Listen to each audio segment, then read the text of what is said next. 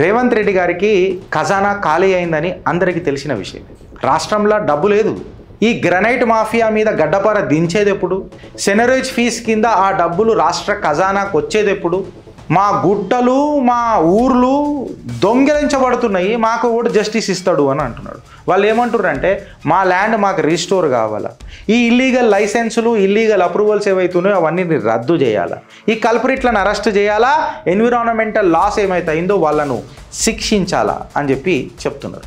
Rampant illegal mining అవుతున్నది, గుట్టలు ఫారెస్ట్లను కడగనాకేస్తున్నారు, మాఫియాలు దిగుతున్నాయి, దొంగ సర్టిఫికెట్లు చేస్తున్నారు, అక్కడ విలేజర్లే ప్రొటెస్ట్ చేస్తున్నారు. అయినా ప్రభుత్వం యాక్షన్ తీసుకుంటలేదు అని అంటే ఎవరెవరితో చేతులు కలిపినరు? సుమారు 150కు పైగా క్వారీలు ఆపరేట్ అవుతున్నాయట.